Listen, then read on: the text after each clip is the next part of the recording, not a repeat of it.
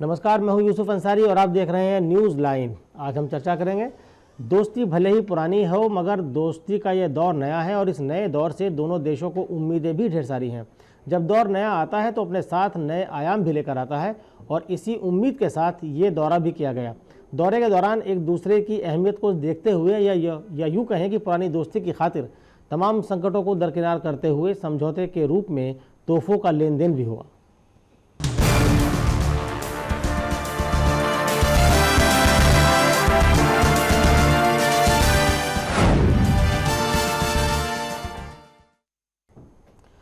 भारत और रूस ने एक बार फिर साबित कर दिया कि ये दोस्ती हम नहीं तोड़ेंगे, चाहे कुछ भी हो जाए, चाहे कितने भी संकट के बादल मंडराएं, चाहे दोस्ती को तोड़ने की कोई कितनी भी कोशिश करे, मगर दोस्ती आगे भी बरकरार रहेगी। रूस से राष्ट्रपति व्लादिमीर पुतिन के इस दौरे ने दोनों देशों के रिश्तों में गर्माहट तो ला ही दी है। दौरे के दौरान दोनों देशों के बीच कई समझौते भी हुए। चलिए एक रिपोर्ट पर नज़र डालते हैं और देखते हैं कौन कौन से समझौते हुए और पुतिन का ये भारत दौरा कितना अहम है भारत के लिहाज से।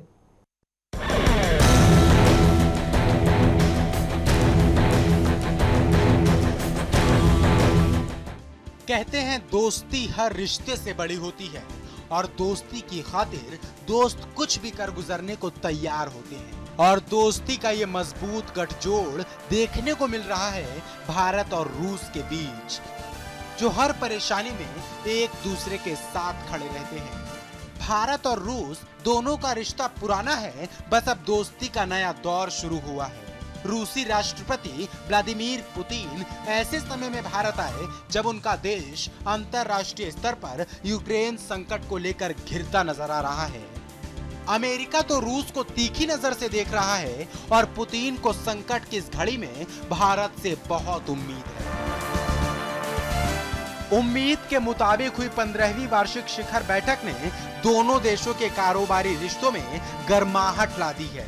रूसी राष्ट्रपति ने मोदी के मेक इन इंडिया अभियान को अपना समर्थन देते हुए भारत के साथ कुल 20 समझौते किए हैं।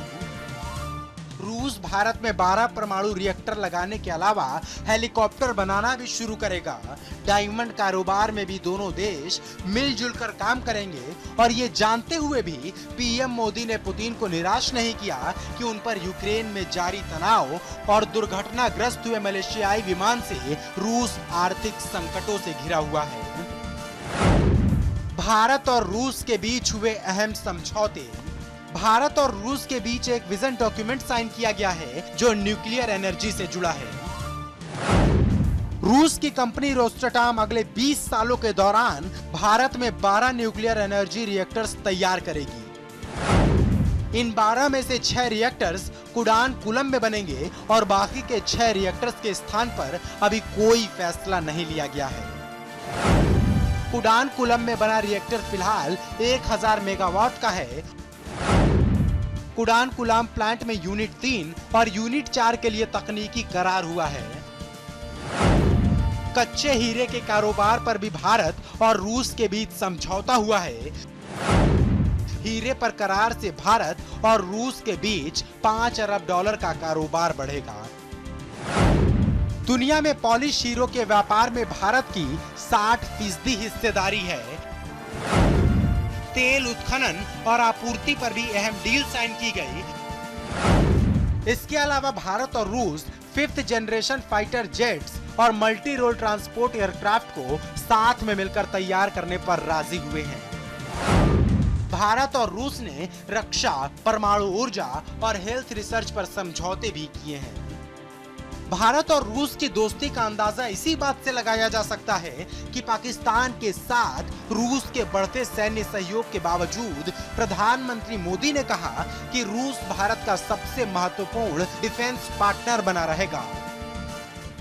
भारत रूस रक्षा संबंध में उस वक्त नया मोड़ आया जब मोदी ने रूस सरकार को प्रस्ताव दिया कि वो अपनी निर्माण इकाइयों को भारत लाए। साथ ही मोदी और पुतिन ने बैठक के समापन पर दिल्ली में भारत और रूस नाम से जो विजन डॉक्यूमेंट्री जारी की, उसमें 2 टूक शब्दों में कहा गया है कि हम उन तार्किक प्रतिबंधों का विरोध करते हैं जिन्हें संयुक्त राष्ट्र सुरक्षा परिषद से मंजूरी नहीं मिली है। भारत पर जब भी क्षेत्रीय अंतर्राष्ट्रीय दबाव पड़ा, रूस भारत के पक्ष में खड़ा रहा। रूस के प्रति भी भारत का यही रुख रहा और भारत के ज्यादातर युद्धों में रूस भारत का एक मजबूत सहयोगी रहा है। इसी तरह भारत ने रूस का साथ दिया हंगरी, चेकोस्लोवाकिया और अफगानिस्तान पर जब तत्कालीन सोवियत संघ ने आक्रमण किया, तब पश्चिमी जगत ने रूस को अलग थलग करना चाहा, लेकिन तब भी भारत ने पश्चिमी देशों की बजाय रूस का साथ दिया। मगर ये साथ अब अमेरिका को रास नहीं आ रहा है। अमेरिका ने पुतिन के इस दौरे पर सवाल खड़े किए हैं और क्रीमिया के नेता को साथ लाने पर भारत से आपत्ति दर्ज कराई है। और अब देखना होगा कि भारत और रूस की नजदीकियों के बाद अमेरिका क्या रुख अख्तियार करता है। विपनेश माथुर के साथ bureau report, channel one news. तो भारत और रूस की दोस्ती का ये नया दौर और रूस के राष्ट्रपति व्लादिमीर पुतिन की भारत यात्रा के बाद ये माना जा रहा है कि दोनों देशों के बीच रिश्ते मजबूत होंगे। जो बीच में एक कहें कि रिश्तों के अंदर एक लापरवाही कहें उसे या कहें कि थोड़ा सा ठंडापन था, वो शायद गर्मजोशी के साथ दोबारा शुरू होगा। बहरहाल इस अहम मुद्दे पर चर्चा करने के लिए हमारे साथ आज बेहद खास मेहमान मौजूद हैं। हमारे साथ हमारे राजनीतिक संपादक मनोज वर्मा हैं, वरिष्ठ पत्रकार सुजीत ठाकुर हमारे साथ हैं और वरिष्ठ पत्रकार पुष्प रंजन जी भी हमारे साथ हैं, जो विदेश मामलों के खासतौर से जानकार माने जाते हैं। राकेश भान हमारे साथ हैं, जो आर्थिक मामलों के जानकार हैं, और साथ ही जामिया मिलिया इस्लामिया में इंटरनेशनल रिलेशंस के प्रोफेसर सोहराब अहमद भी बहुत जल्द हमारे साथ जुड़ेंगे। तो मनोज, पहले मैं आपके पास आना चाहूँगा, किस तरह से आप देखते हैं इस दौरे को, जो पुतिन यहाँ पर आए, राष्ट्रपति पुतिन, और कई समझौते हुए, एक बड़ा वेंचर है, किस तरह से आप देखते हैं कि भारत और रूस के संबंधों की एक नई शुरुआत हो रही है? देखिए, जब कोई आता है दूसरे देश का अध्यक्ष, वहाँ का राष्ट्रपति या प्रधानमंत्री, तो इस प्रकार के समझौते ऑब्वियसली होते हैं। लेकिन महत्वपूर्ण मैं इस दृष्टि से समझता हूँ कि जिस तरह से अमेरिका के साथ भारत की दोस्ती पिछले एक दशक में बढ़ रही थी और ऐसा संकेत जा रहा था कि पुराने दोस्त वो पीछे छूट रहे हैं, रूस और भारत की दोस्ती कहीं पीछे छूट रही है। मुझे लगता है कि मोदी सरकार आने के बाद उसको एक नया रूप मिल रहा है, एक नया आयाम मिल रहा है। और शायद अगर हम कहें कि भारतीय उपमहाद्वीप में जो स्थितियां चल रही हैं, उसमें शायद भारत और रूस की ये नई दोस्ती नए सिरे से जो परवान चढ़ेगी, वो आने वाले समय में एक नया संतुलन कायम करने का काम विश्व पटल पे करेगी। पुष्परंजन जी, आपके पास आते कि ये भारत अमेरिका के संबंध भी मजबूत हो रहे हैं लगातार, और अब भारत रूस के साथ भी है, तो ये तालमेल जो बैठाने की कोशिश है, रूस से बहुत बरसों पुराने हमारे ताल्लुकात रहे हैं और माना जाता है हम दोनों नेचुरल एलाइज एक तरह से हैं, तो क्या मोदी जी की कोशिश है कि दोनों को एक साथ सामंजस्य बैठा के काम आगे बढ़ा जाए? कोशिश तो करेंगे, लेकिन इसमें बड़ा मुश्किल चैलेंज, तलवार की धार पे चलने जैसा होगा। तलवार की धार पे चल, लेकिन इस पूरी यात्रा में एक अंदरूनी दबाव था मोदी जी पर भी, इस सरकार पे भी, कि आपको क्या समझौते करने। 20 लेके आए थे, समझौते हुए हैं 16 जी, 4 छूट गए। 4 छूट गए। और क्यों छूट गए ये हमारा विदेश मंत्रालय ज़्यादा बता सकेगा। दूसरा, इसमें एक और बड़ा अजीब सा ऐसा वाकया बड़ा कम होता है विदेश नीति के हिसाब से देखिए तो, इनके साथ एक और देश के शासनाध्यक्ष आए हुए थे, चुपचाप आए, मुंबई में समझौता किया उन्होंने और कई जगह समझौते किए उन्होंने, और चले भी गए। आर्मेनिया के जो प्रधानमंत्री तो आए हुए थे। सरकार की तरफ से ये बताया जा रहा था शुरू में कि हमें खबर नहीं थी कैसे ये है क्या है, जबकि सारा कुछ तय होता है कि कौन आ रहा है आपके साथ। भारतीय मतलब डिप्लोमेसी के हिसाब से अगर देखें, प्रोटोकॉल के हिसाब से, क्या ये संभव है कि एक देश के राष्ट्रपति आए, राष्ट्र प्रमुख आए, हाँ, और यहाँ की सरकार को खबर नहीं हो? इससे बड़ा हास्यास्पद आज तक नहीं देखा गया है। और ये वाशिंगटन को निश्चित रूप से, या पूरे उनके जो यूरोपीय मित्र हैं उनको ये बुरा लगा होगा, या एक इशू बन सकता है। और पूरी इस यात्रा में आप गौर कीजिए कि इसके लिए कोई हाथी घोड़ा पालकी वाला सीन नहीं था। चुपचाप हुआ है, 24 घंटा भी नहीं दिया उन्होंने। बुधवार देर रात को आए और बृहस्पतिवार को शाम को जा चुके थे। तो एक बड़ा ठंडापन इस यात्रा में। संसद सत्र चल रहा है, उस सत्र में भी वो नहीं जाके संबोधित किया उन्होंने।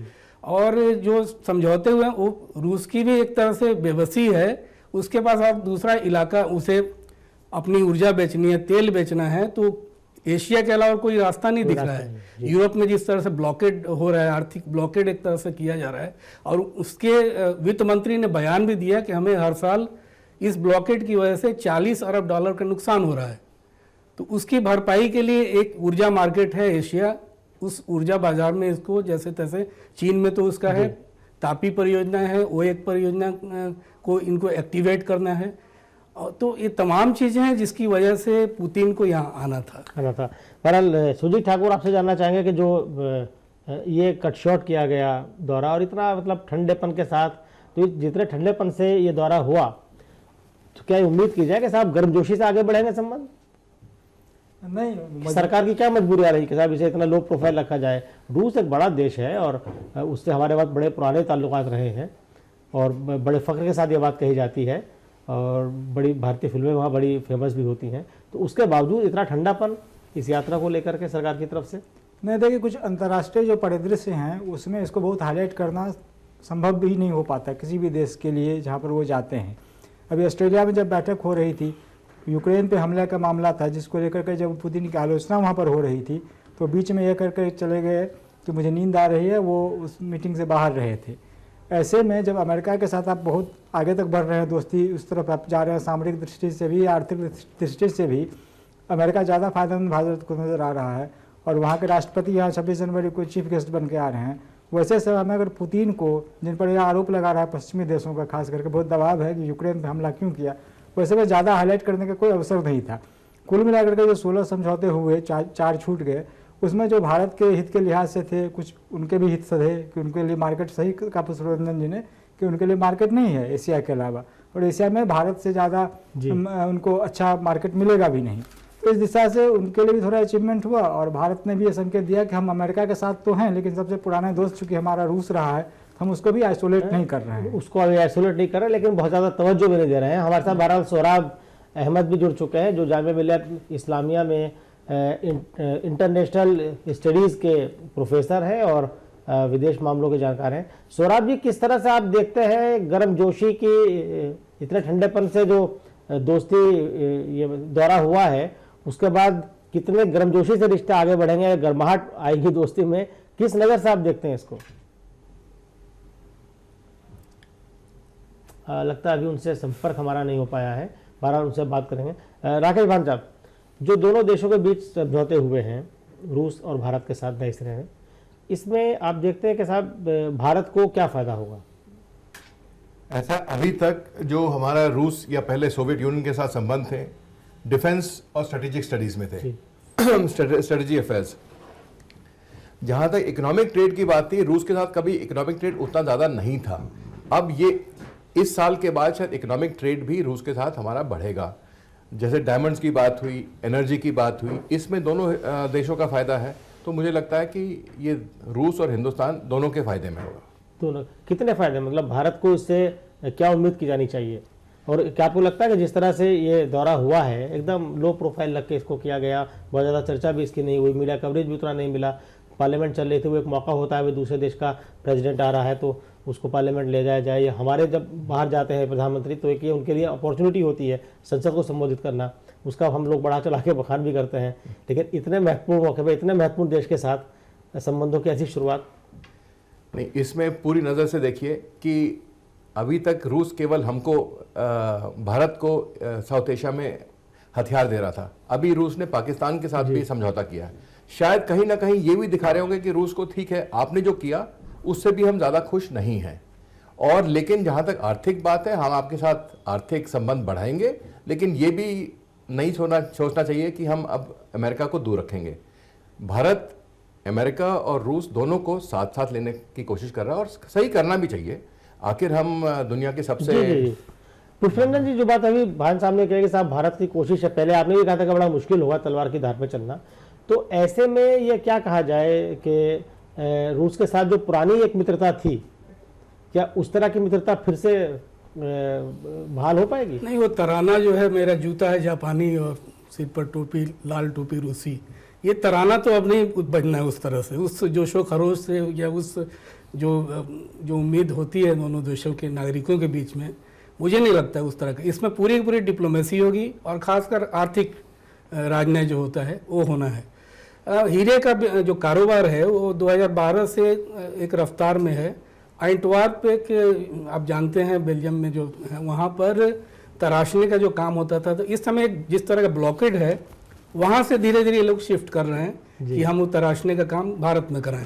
और हीरे तराशने का काम भारत में कहाँ होता है सबसे ज़्यादा? सबसे ज़्यादा, और जहाँ होता है पूरा देश जानता है। और अभी जो आर्मेनिया के प्रधानमंत्री आए थे उनके लिए सारा जो नेगोशिएशन हुआ है मुंबई में, हर्षद मेहता नाम है उनका, गुजराती हैं, हीरे के कारोबारी हैं, बहुत छोटे से शुरू किया था, आज अरबों खरबों है उनके पास।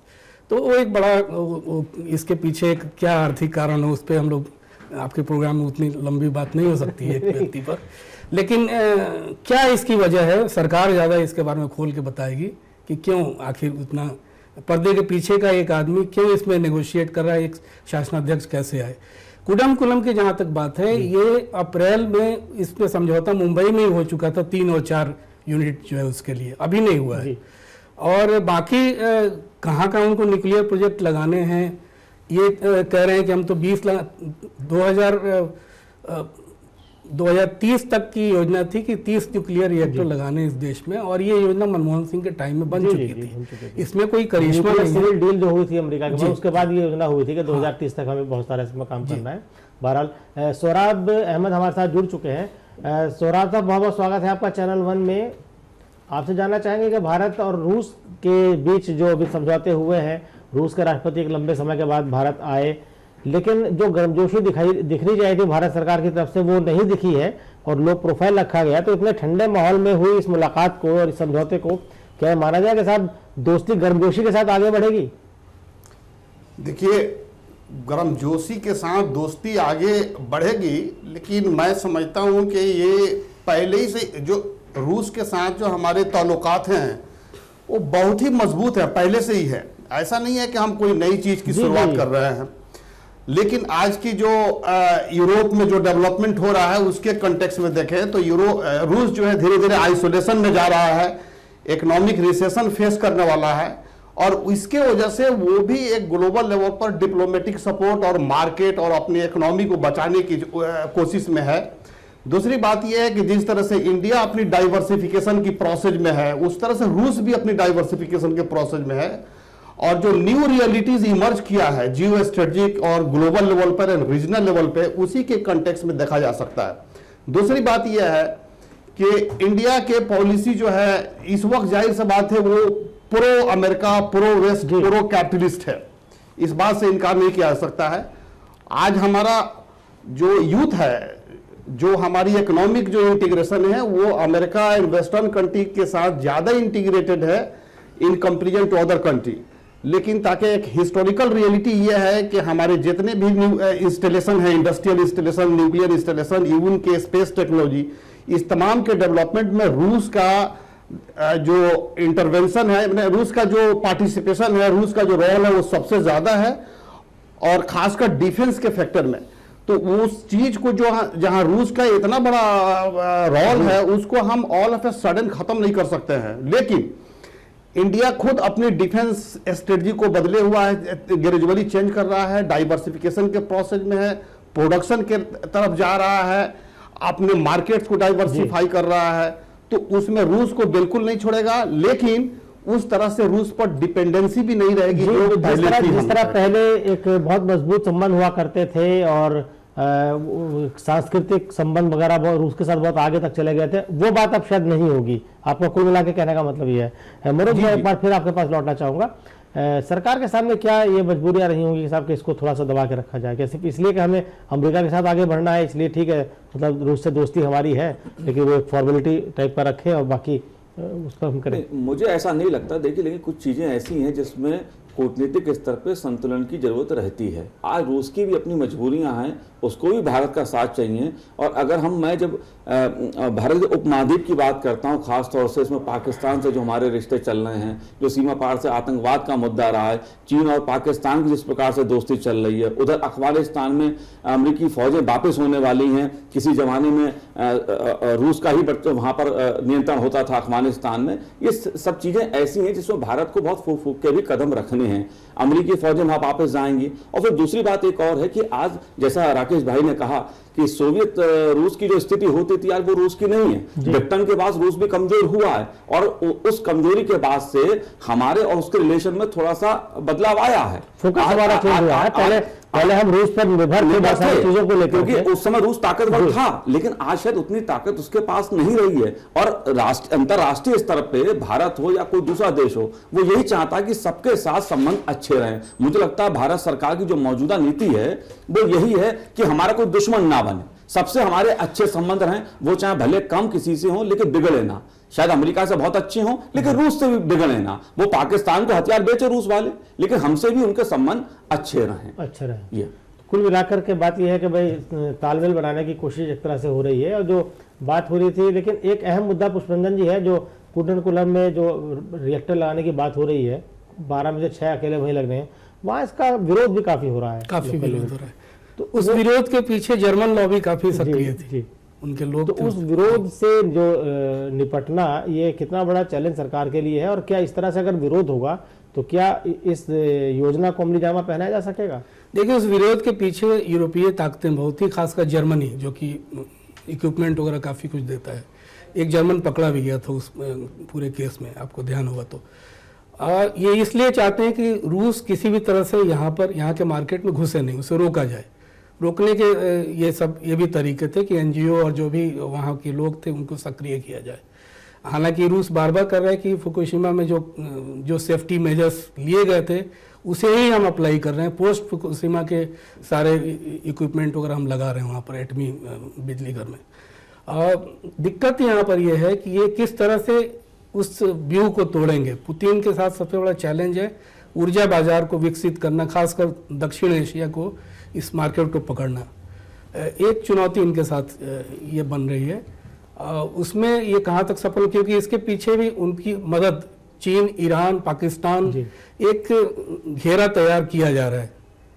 बाद में चल के जो इनकी योजना है दक्षिण एशिया में कि भाई श्रीलंका को भी हम शामिल कर लें, एक पावर ग्रिड बने, उस पावर ग्रिड में भी ये लोग घुसने की कोशिश करेंगे कि रूसी भी अपने वहाँ पर लगाएं उस पावर ग्रिड में।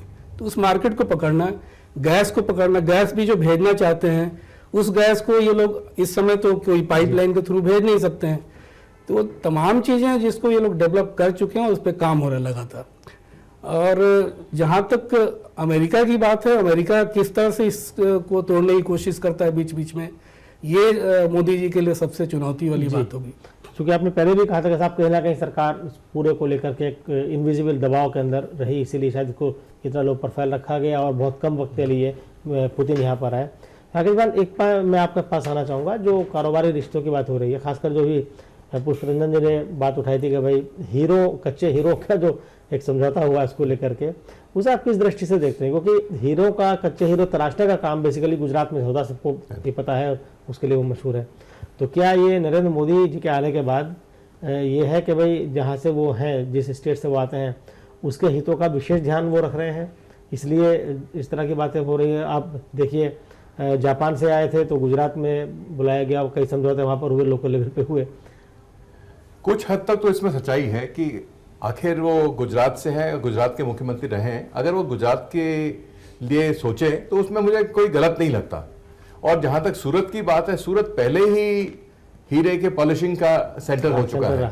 एंटवर्प एक जमाने में था, एंटवर्प वैसे भी अब आज की तारीख में 25 साल पहले वो नंबर 1 था, लेकिन आज की तारीख में एंटवर्प सूरत से काफी पीछे हो चुका है। हाँ, अब रूस की जो बात है, जो रूस या south Africa diamonds, raw diamond कहीं और जाते थे, फिर सेकंड या थर्ड रूट से वो हिंदुस्तान आते थे। अब रूस से वो डायरेक्ट आ सकेंगे, उसमें रूस का भी फायदा है और हिंदुस्तान का भी फायदा है। यानी कुल मिलाकर कहा जा सकता है कि भाई ये जो एग्रीमेंट हुआ है, ये दोनों देशों के लिए बराबरी के फायदे का सौदा एक तरह से है। तो आप ऐसा है, बराबरी हो सकता है डायमंड मार्केट में रूस का ज्यादा फायदा हो रहा हो इस वक्त, कहीं और हमारा फायदा हो।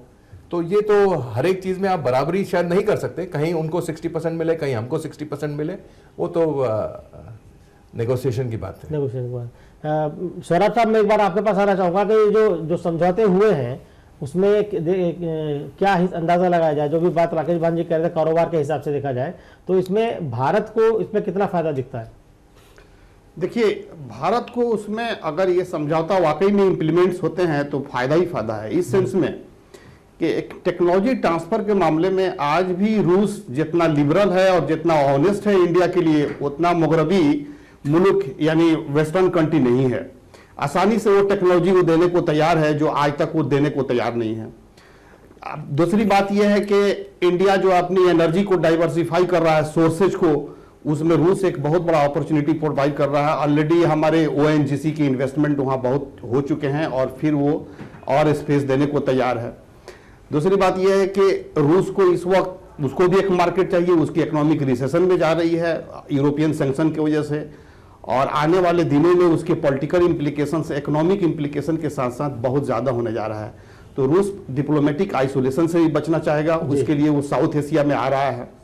तो अगर ऑनेस्टी से इंप्लीमेंट होता है तो दोनों कंट्री को मैं समझता हूं कि फायदा इस सेंस में है कि रूस को इकोनॉमिकली एंड डिप्लोमेटिकली है, इंडिया को militarily and technologically end of course economically है। तो दोनों एतबार से फायदे ही फायदे हैं। लेकिन अब आने वाले दिनों में ये देखा जाए कि जितना कंट्राडिक्शंस हमारे फॉरेन पॉलिसी में है, उतना ही कंट्राडिक्शन रूस के भी फॉरेन पॉलिसी में है। अभी कहां तक हम अपने कंट्राडिक्शंस को मिनिमाइज कर पा रहे हैं, ये आने वाले हमारे डिप्लोमेटिक स्किल ही तय कर पाएगा। अभी कहना मुश्किल है, लेकिन एक बात मानना पड़ेगा कि पुतिन जो है, प्रेसिडेंट पुतिन जो क्रीमिया के प्राइम मिनिस्टर और दूसरे डेलीगेशन के साथ आए थे, वो इकोनॉमिक मैसेज के साथ साथ बहुत बड़ा एक पॉलिटिकल मैसेज भी था जो भारत को भी देना चाह रहे थे और वेस्टर्न कंट्री को भी देना चाह रहे थे। वो दोनों को देख चाह रहे थे कि भारत किस तरह से रिएक्ट कर रहा है और वेस्टर्न वर्ल्ड किस तरह से रिएक्ट कर रहा है, उसमें और ये तो कामयाब रहे और एक तरह का बेंचमार्क है फ्यूचर के लिए। अगर इस इक्वेशन को अगर इंडिया बैलेंस करने में कामयाब होता है तो मैं मान के चलता हूं कि फ्यूचर में रिलेशनशिप बहुत बढ़िया होंगे। अगर इस वक्त वेस्टर्न कंट्री की जो उम्मीदें हैं अगर एडजस्ट नहीं कर पा रहा है इंडिया, तो फिर कहीं ना कहीं हम इस कंट्राडिक्शन में फंस जाए। ब्रेक का वक्त हो चला है, ब्रेक के बाद हम फौरन हाजिर होते हैं और इस चर्चा को आगे बढ़ाते हैं। आप कहीं मत जाइएगा, बने रहिएगा हमारे साथ।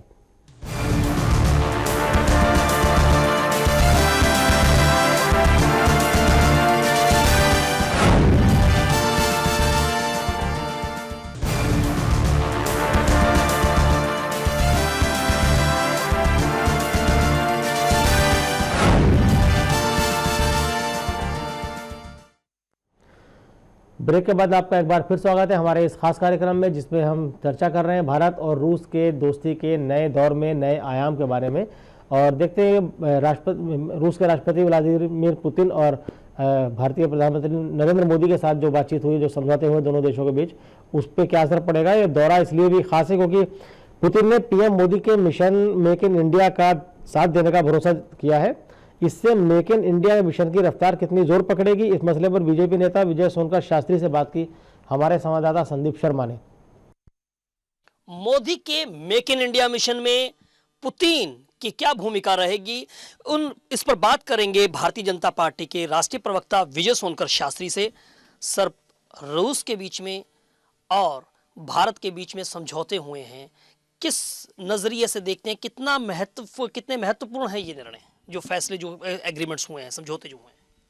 देखिए, ये बहुत महत्वपूर्ण एक तरह से समझौते रहे हैं, और ख़ास तौर से जो हमारे प्रधानमंत्री जी का मेक इन इंडिया नारा है, उसको पुतिन का पूरा समर्थन मिला है।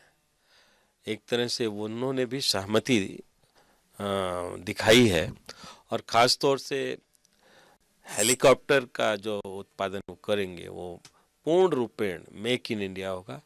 यहीं के सामान से, यहीं के लेबर से, यहीं के श्रम से बनाएंगे, केवल उनकी टेक्नोलॉजी होगी।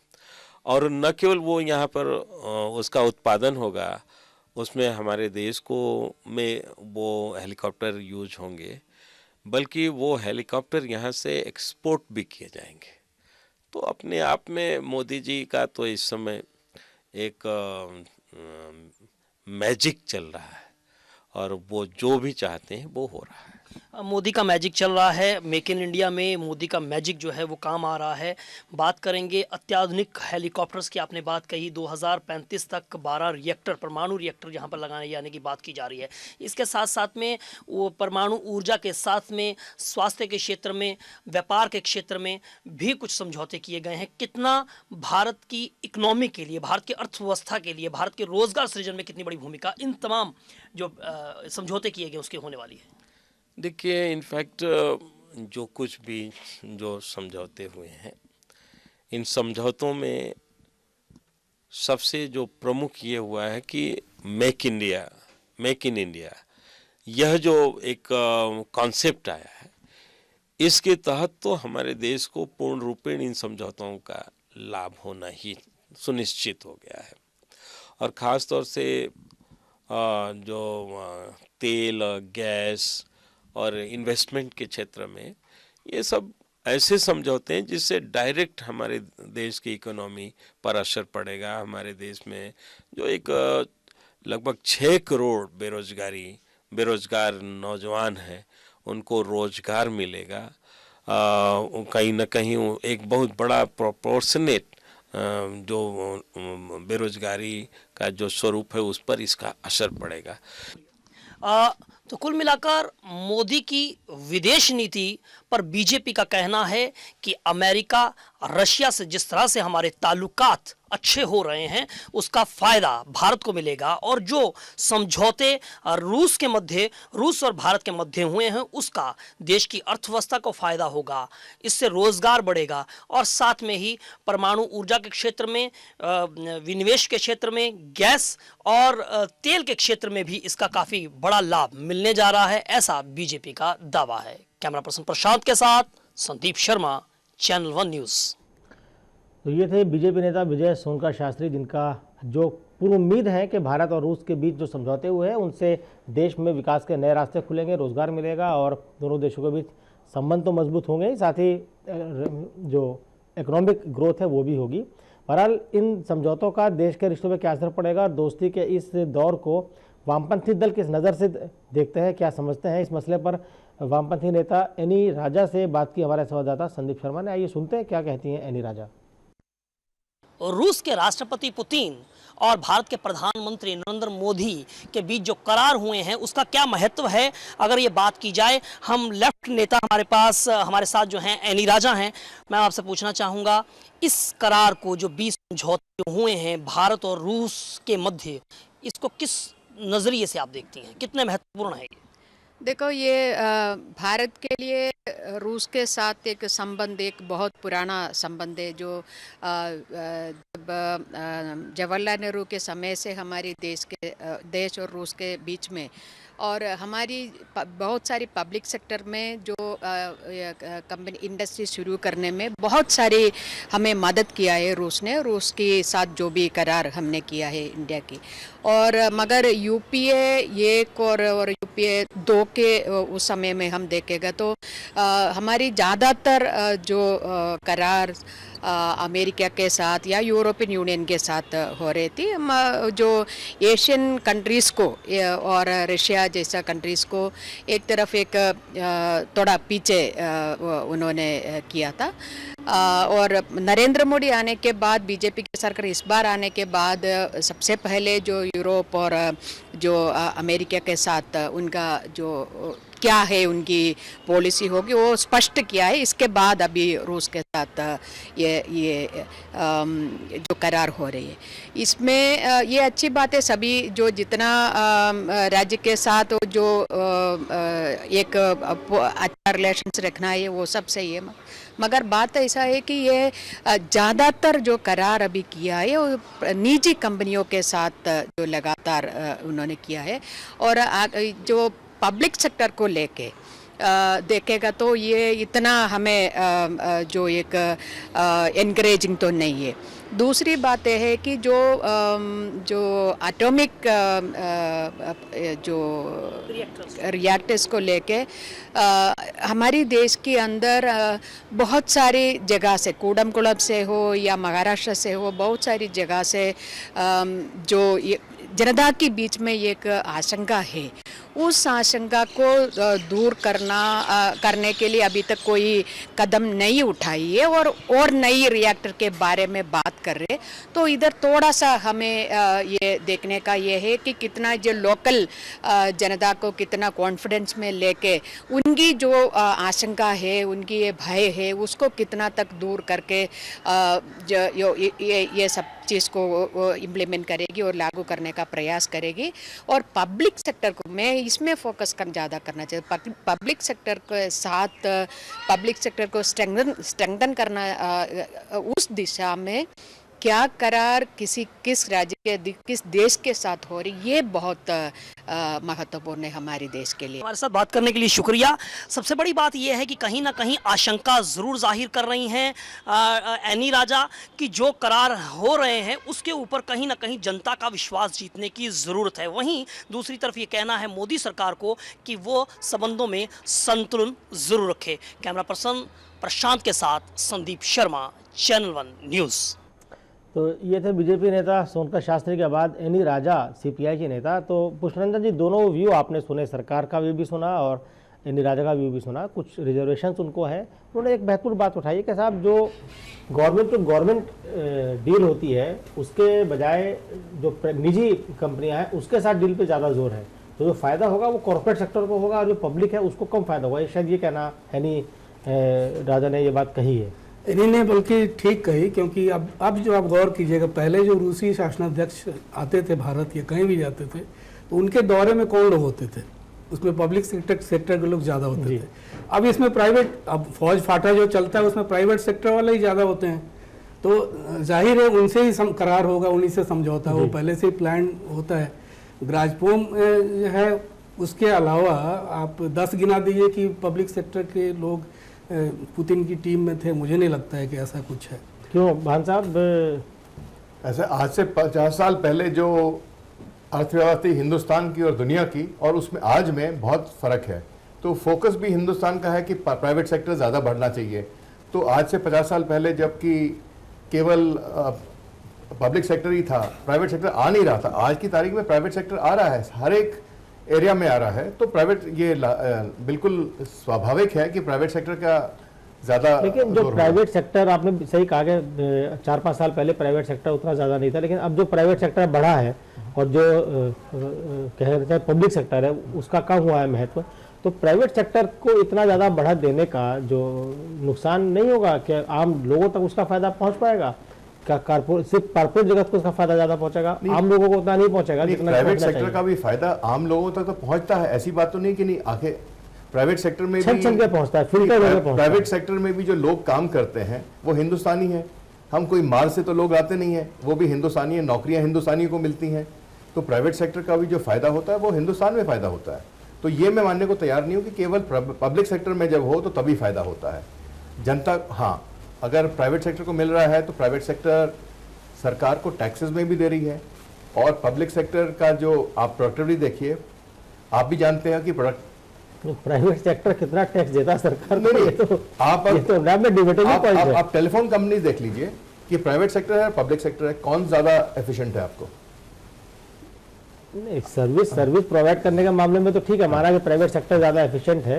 लेकिन एक तरफ दूसरी तरफ आप देखिए कि हमारे जितने बड़े बिजनेस हाउसेज, जो कॉर्पोरेट बड़े बड़े प्राइवेट सेक्टर्स हैं, कि उनके ऊपर कितना सरकार का पैसा बकाया, कहाँ वसूली उससे हो रही है? तो पैसा पब्लिक का ही तो है। यह सरकार बेल आउट कर देती है किसी मामले को लेकर तो पब्लिक का पैसा प्राइवेट को लगता है ना, तो उससे पब्लिक को कहाँ फायदा हो पाता है? क्यों पुष्परंजन जी?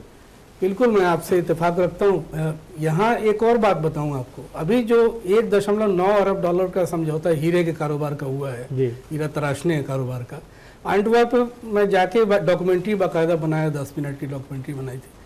वहाँ देखा मैंने कि उस तमाम कारोबार में 70% गुजराती भाई लोग वहाँ पर जमे हुए हैं, वो सारे तराशने से लेके उसकी मार्केटिंग तक में। जी। तो मेक इन इंडिया पहले से ही चल रहा है, मेक बाय इंडियन पहले से चल रहा है वहाँ पर, यूरोप में या दूसरे इलाकों में जहाँ भी लोग हैं। वही लोग इस कारोबार को शिफ्ट करा रहे हैं यहाँ पर सूरत में, या जो भी चीज़ें अब यूरोप से यहाँ रूस से जो चीज़ें आएंगी, जो रॉ मटेरियल, जो रॉ हीरे आएंगे, उनको तराशने का वही लोग यहाँ पर कंट्रोल करेंगे उसको। तो एक तरह से इसका कोई सरकारी पक्ष नहीं है इसमें, कि सरकार का कोई रोल इसके अलावा रह जाता है कि जो रेवेन्यू आएगा वो सरकार के खजाने में कितना जाता है। जी। हीरा का कारोबार ऐसा कुआं है कि पता ही नहीं चलता कितने अरब एक बार की डील में उसमें होता है। सुजीत, तो आपके पास आना चाहूँगा, जो अभी आपने दोनों व्यू सुने, बीजेपी का भी और वामपंथी की तरफ से भी आया, तो दोनों में बीजेपी जहाँ पूरी उम्मीद है कि साहब ऐसा हो जाएगा और ऐसा हो जाएगा, क्या लगता है कि ऐसा हो जाएगा वाकई, या जो लेफ्ट के जो कंसर्न है वो ज़्यादा महत्वपूर्ण है? नहीं, यहाँ पर दोनों की बातों में मुझे समानता, विरोधाभास बहुत ज़्यादा है, लेकिन जो राकेश भाई ने बात कही उसी तरफ मैं आना चाहूँगा कि जैसे आप परमाणु क्षेत्र में लगा रहे इन्वेस्टमेंट हो रहा है, वो कौन डील करेगा? वो तो पब्लिक सेक्टर ही करेगी उसको, प्राइवेट सेक्टर नहीं करेगी। ओएनजीसी करेगा, तेल का जो भी करेंगे। रही हीरे की बात, तो प्राइवेट पार्टीज को आप कैसे रोक देंगे? और सवाल है रेवेन्यू आप निकाल नहीं, बात रोकने के नहीं हो रही है। जो सवाल उठाया है बी.एन. राजा ने, उसमें यह कि भाई जो डील हो रही है ये corporate sector to corporate sector हो रही है, इसके अंदर पब्लिक सेक्टर की भागीदारी कम है। पब्लिक सेक्टर कंपैरेटिवली ज़्यादा कल्याणकारी है पब्लिक के पॉइंट ऑफ व्यू से, और हमारा जो कॉर्पोरेट सेक्टर है वो उतना पब्लिक के पॉइंट ऑफ व्यू से नहीं सोचता है। जो कॉर्पोरेट सेक्टर का जो 2.5% CSR में खर्च करने का है, उसको भी आप देखिए क्या हालत है, उससे वो और मनी जनरेट कर रहा है पब्लिक के बीच जाकर के, बजाय पब्लिक में खर्च करने के वो कर रहा है। तो उसका कहने का मतलब ये है कि भाई ये प्रो पीपल अप्रोच नहीं है। ये अगर कॉर्पोरेट हाउस के हाथ में 100 रुपया जाएगा तो उसमें 1-2 रुपये नीचे तक पहुंचेगा। नहीं, पॉलिटिक्स करने की बात अपनी जगह है, लेकिन हीरा तराशने का अकेले हीरे की बात में बाकी तमाम सारी चीजें बोले। जैसे मैं बता रहा हूँ ना, आप एग्जाम्पल, हीरे तराशने का कौन काम जो है, कौन सी पब्लिक सेक्टर करती है? हीरे तराशने का काम जो लोग करते क्या वाकई उनका वाजिब मेहनताना वही चीज कह रहा हूँ कि काम हो रहा है, मेहनताना नहीं देना वो दूसरा इशू है, उसको देखना पड़ेगा। उसको कौन एड्रेस करेगा? ना, उसको केंद्र सरकार एड्रेस करेगी, निश्चित रूप से करेगी। अगर कोई ऑर्गेनाइजेशन, प्राइवेट ऑर्गेनाइजेशन अगर सैलरी नहीं देती है, समय पर नहीं देती है, कम देती है, उनका शोषण करती है, तो देखना उनका काम है। उसमें कमजोरी पाई जाती है, निश्चित रूप से पाई जाती है, इसीलिए इतने आंदोलन होते हैं, वो एड्रेस करना अलग बात है। लेकिन अब प्राइवेट सेक्टर्स इतने हैं, उसको आप रोक नहीं ना सकते देश में। बात रोकने की नहीं हो रही, बात प्राइवेट सेक्टर को ज्यादा तवज्जो दी जा रही है। जैसे कि मनोज, जैसे कि नरेंद्र मोदी सरकार पर ये आरोप भी लगते रहे कि साहब क्योंकि कॉर्पोरेट सेक्टर ने उन्हें प्रधानमंत्री बनाने में मदद की है, उनके प्रचार प्रसार में पैसा खर्च किया है, इसलिए वो कॉर्पोरेट के हितों को ऊपर रखते हैं और आम आदमी के हितों को वो उनकी प्रायोरिटी लिस्ट में सबसे नीचे होते हैं। नहीं, मैं इस सरकार से इस बात को जोड़कर नहीं देखता। इसके लिए थोड़ा सा मनमोहन सरकार को बीच में लाना पड़ेगा। जब देश की ने आर्थिक उदारीकरण, आर्थिक सुधार और अपने दरवाजे दूसरे सबके लिए खोल दिए हैं विदेशी निवेश के लिए, तो उसमें आपको ये सब कंसर्न देखने पड़ेंगे। जहां तक वामपंथी दलों का अपना है, उनका अपना एक वैचारिक मत है, अपना आर्थिक नीतियों के प्रति अपना एक चिंतन उनका रहा है। मजे की बात यह है, आज उन्हें कंफ्यूजन नजर आ रहा है मोदी सरकार में। यूपीए 1 वही समर्थन दे रहे थे, मनमोहन सिंह के नेतृत्व में उदारीकरण की नीति चल रही थी, उसे वही समर्थन दे रहे थे। उन्होंने कहा कि यूपीए 2 में जो रूस के साथ बिल्कुल अच्छा बर्ताव नहीं हुआ, तो उन्होंने कहा ये बात, तो उन्होंने कही। उन्होंने इस बात के लिए तारीफ भी की मोदी सरकार की, के साथ मोदी सरकार ने आने के बाद रूस के साथ ताल्लुकात सुधारे। जैसा राकेश भाई कह रहे थे, आज दुनिया की जो अर्थव्यवस्था तेजी से बदल रही है, जिस प्रकार से हर दूसरा देश दूसरे देश में निर्भर हो रहा है, उसमें अब पीपी मॉडल हम लोगों ने अपनाया है, उसमें हम कैसे नकार दें? नकारने की बात नहीं, हम चर्चा कर रहे हैं कि साहब उसमें जो है, जो कॉर्पोरेट सेक्टर है उसको फायदा ज्यादा है, और जो पब्लिक है उसको फायदा, उसको उतना फायदा नहीं है। ये तो एक कड़वी सच्चाई है साहब।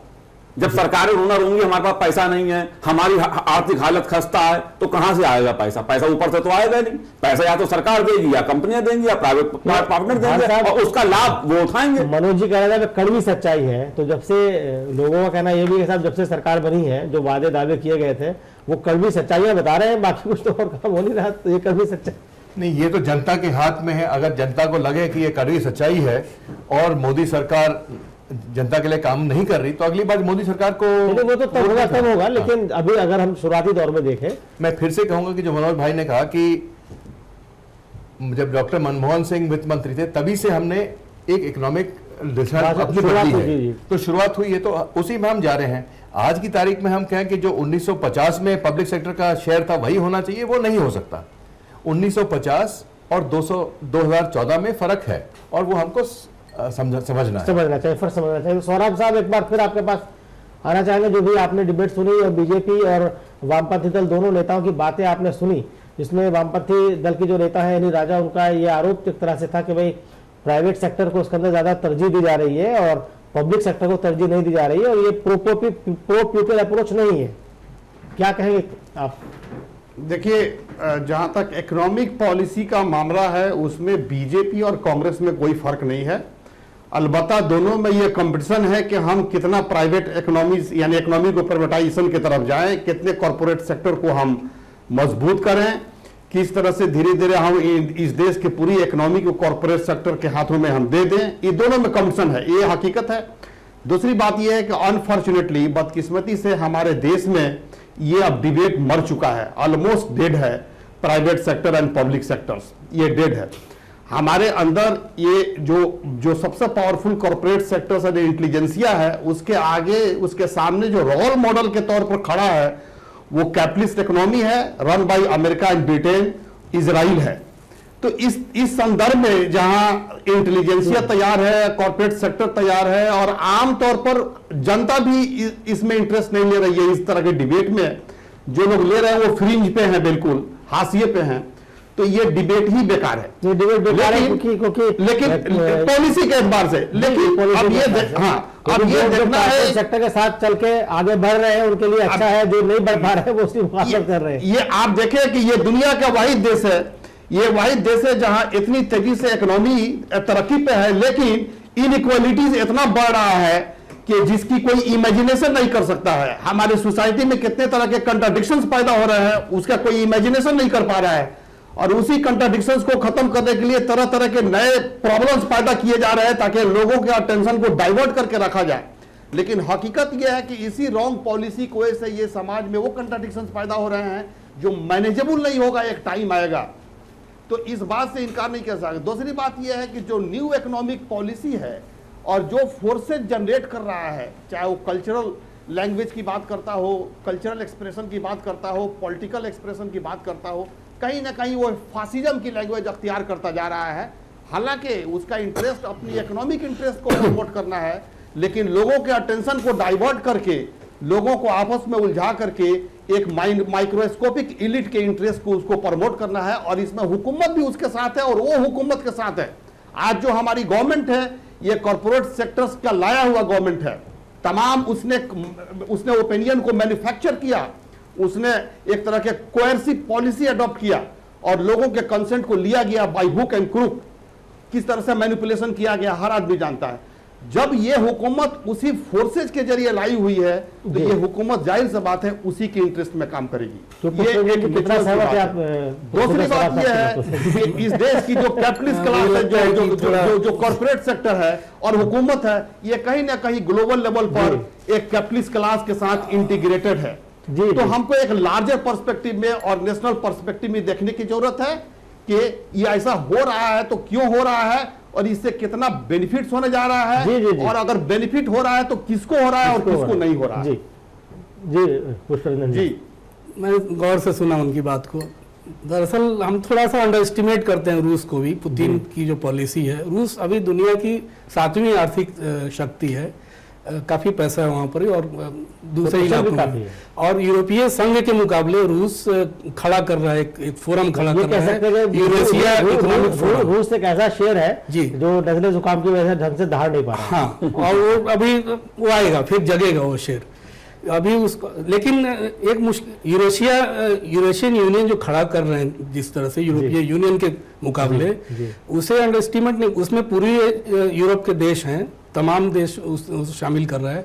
धीरे धीरे इस तरफ शिफ्ट हो रहा है। यूरेशिया का कांसेप्ट यह है कि एशिया के कुछ देशों को, जो ताकतवर देश हैं, भारत वगैरह भी उसको धीरे धीरे उसमें लाएं, ये उसके पाइपलाइन में है। ये इसे ध्यान में रखना चाहिए जो भी विश्लेषक हैं उन्हें।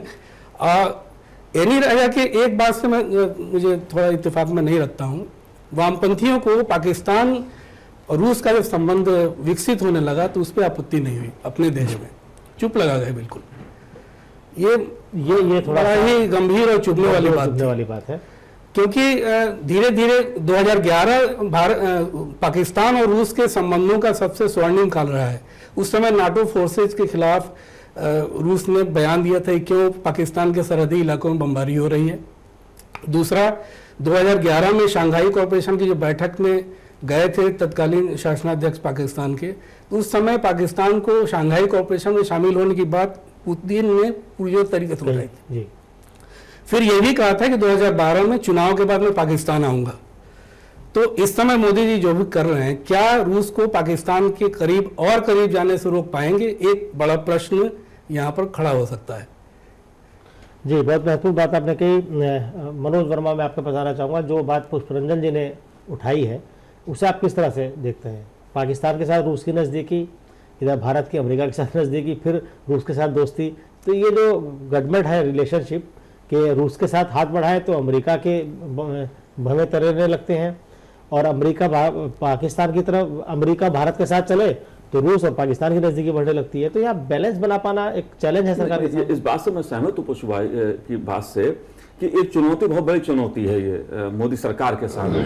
अंतर्राष्ट्रीय स्तर पर जिस प्रकार से दूसरे देशों के साथ रिश्ते बन और बिगड़ रहे हैं, उसमें हम किस तरह अपना संतुलन बना पाते हैं, वो चाहे रिश्ते की बात हो या दूसरी उसकी इकोनॉमिक फोरम्स की अन्य बात हो, तो हमें तो अपने हित देखने देखिए, सबसे पहले भारत का हित है। उसके बाद हम बार बार, हमारे चाहे वो यूपी की सरकार रही हो या बीजेपी की सरकार हो, बार बार हम एक बात कहते हैं, भाई भारत किसी के साथ खराब रिश्ते नहीं चाहता, भारत सबके साथ अच्छे रिश्ते चाहता है। हमारे लिए अमेरिका भी उतना महत्वपूर्ण है, हो सकता है आज की अर्थव्यवस्था में वो ज्यादा महत्वपूर्ण हो, लेकिन हमारे लिए रूस ऐसा नहीं है कि साहब हम टिकट गारंटी उसे ले लें और ना हमें कोई टिकट गारंटी ले ले। हमारे जो हित है वो पहले हमारे हैं और हम सबके साथ बेहतर संबंध चाहते हैं। हम पाकिस्तान के साथ भी बेहतर संबंध चाहते हैं, लेकिन अगर चीन और पाकिस्तान के संबंध बनेंगे, अगर अमेरिका के पाकिस्तान के साथ बनेंगे, तो हमें भी रूस के साथ जाना पड़ेगा। तो ये तो कूटनीति का संतुलन बनाने वाली बात है। कुल मिला के ये चेक एंड बैलेंस वाली बात है ना, यहाँ से आप तुमको बिल्कुल सहमत उस बात से। मैं यहाँ सिर्फ ये कहूंगा कि अगर रूस और पाकिस्तान के संबंध अच्छे हो रहे हैं, उसमें हमारा फायदा हो सकता है। अगर एनर्जी की पाइपलाइन, कोई गैस की पाइपलाइन रूस से आएगी तो अफगानिस्तान और पाकिस्तान होकर आएगी, आ नहीं सकती उसके बिना। तो अगर पाकिस्तान के साथ भी उनके संबंध अच्छे हो रहे हैं तो उनको हम अपने फायदा भी के लिए भी इस्तेमाल कर सकते हैं। उसके लिए पाइपलाइन लाने के लिए पाकिस्तान और भारत के संबंध भी तो अच्छे होने जरूरी है। बिल्कुल ठीक है। ईरान से अब तक नहीं आ पाई है तो रूस से कैसे आएगी? वो बात सही है आपकी, अभी तक नहीं हुए हैं, लेकिन आखिर ताशकेंट जो डिक्लेरेशन था वो भी सोवियत यूनियन ने किया था, रूस में नहीं बल्कि ताशकेंट, ठीक है, लेकिन उस वक्त तो मैं एक ही मानता हूं।